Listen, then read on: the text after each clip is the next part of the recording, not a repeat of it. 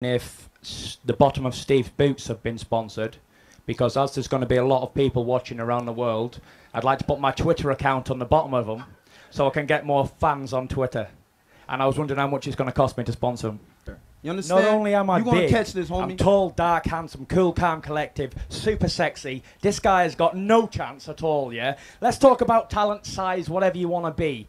I'm the best fighter on the planet, including all weights, because there's not a man born from his mother can beat Tyson Fury. I don't care if he's 7 foot or 3 foot tall. Listen, Steve Cunningham's in big trouble. Come April 20th, this guy's getting knocked spark out. Guaranteed. I like Steve Cunningham, 100%. and I'm from Philly. And Steve Cunningham did knock down Tyson Fury, a cruiserweight. So, you know, I'm TstreeT Controversy. This is TstreeT Controversy Live. Tyson Fury is back. Right now it is June the 5th, 2018, 11:47 a.m. Eastern Standard Time. And Showtime in the USA has picked up the fight. So if you're in the UK, obviously you're going to be watching on BT Sport or Box Nation. In America, you can watch for free on the Facebook YouTube page or the Facebook like page, if I'm correct. Right? Let me see. Let me just check real quick. By the way, this is my website, FightView360.com. I was on a bit of a recovery hiatus, but we're back now covering boxing 5 days a week. So I'm going to read it to you real quick. Showtime Sports has secured the U.S. rights to stream the long-awaited return of former heavyweight world champion Tyson Fury, who faces Seferi, if that's how you pronounce his name, in the 10-round heavyweight bout Saturday, June the 9th from the Manchester Arena. Showtime Boxing International will stream live exclusively to U.S. audiences on the Showtime Boxing Facebook and the Showtime Boxing YouTube channel at 4:30 p.m. Eastern Standard Time. And they also picked up the Terry Flanagan versus Maurice Hooker fight. So I was talking about in previous videos that it's going to be really, I'm going to pay real attention to Showtime to see if they pick up the Tyson Fury fight, because for one, he's with Frank Warren and BT Sport, and they have a relationship with Al Heyman and his fighters, and it's something going on there with Al Heyman, Showtime, BT Sport, Box Nation, and Frank Warren. There's something going on there. So the question is, well, will Tyson Fury fight Deontay Wilder next? Now, that would be a power move. Now, this is a comeback fight. He's in phenomenal shape. He's actually doing this fight here. We're going to go look at a little bit of it. He's actually doing this fight to shake off, basically, the rust. It's a comeback fight. He hasn't fought since he fought Klitschko. You know? In fact, let's go look at it real quick. Hold on. Let me do it like this first. My bad. So, of course, I'm going to be watching the fight. It's my job.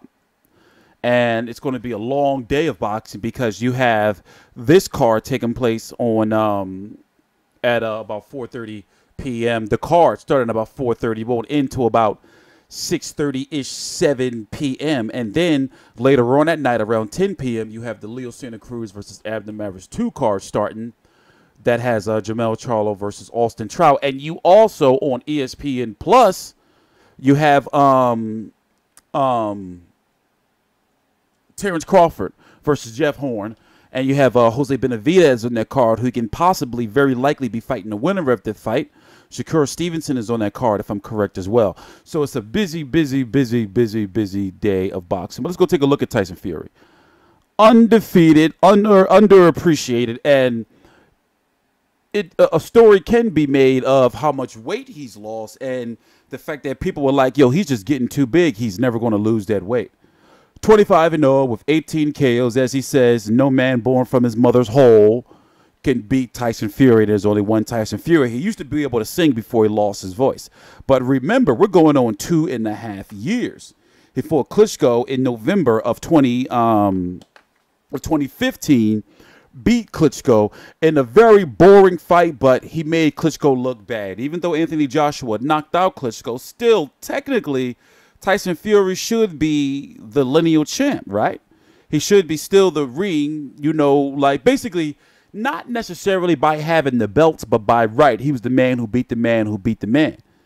So in a way, to boxing historians or pundits, they kind of put him above Anthony Joshua. But let me not piss off UK fans, because You know, I just want to make sure you understand my point. Anthony Joshua is the man. He's the champion.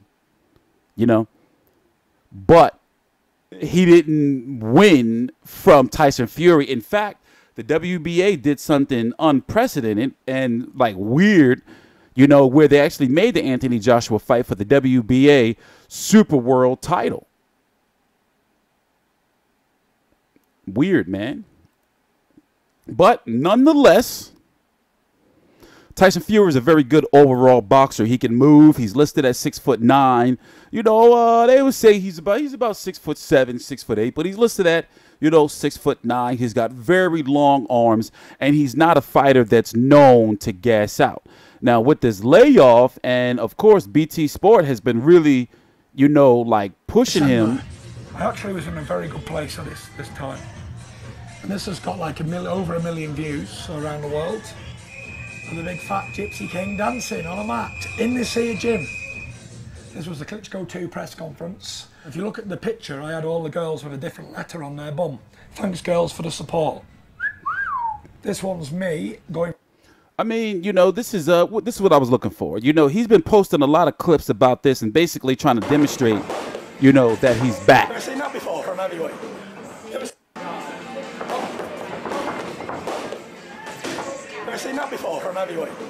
Never seen that. Watch this one. Seen that before? Have you ever seen that before? Never.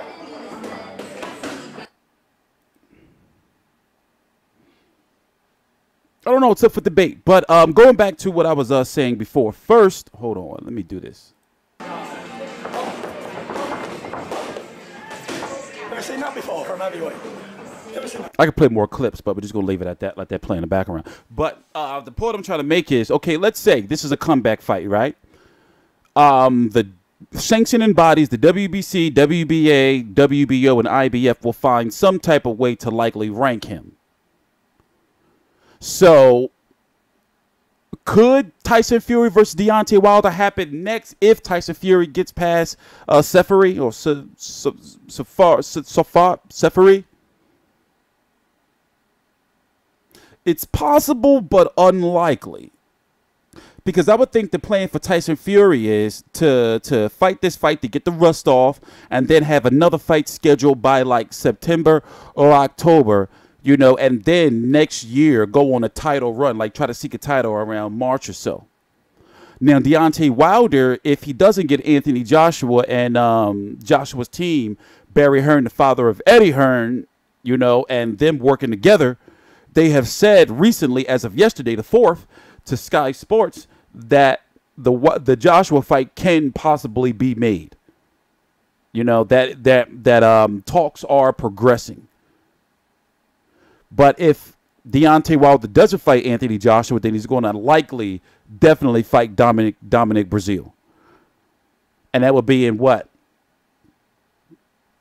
September, October, you know, likely September. And then that can line up with the Tyson Fury timeline, you know, for them being able to fight sometime in March or something like that, depending on if they go back to negotiating him versus Anthony Joshua again.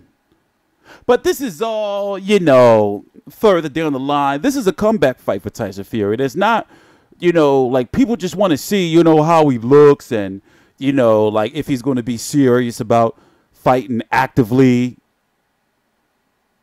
I mean, he's lost the weight. He looks better. Like, I knew he would come back, but I didn't know he was going to be in this good of shape. It's not the best shape of his career, but he's in phenomenal shape.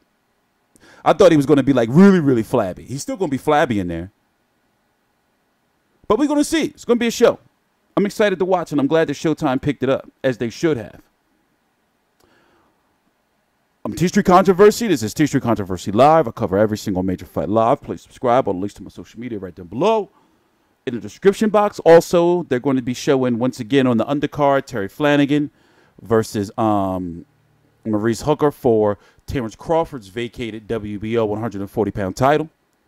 So it's going to be a good, solid day of boxing. I got to make sure I get my rest, man, because we ain't going to be killing ourselves covering these cards. All the links to my social media right down below. Please subscribe, follow, like, T-Street Controversy, T-Street Controversy Live.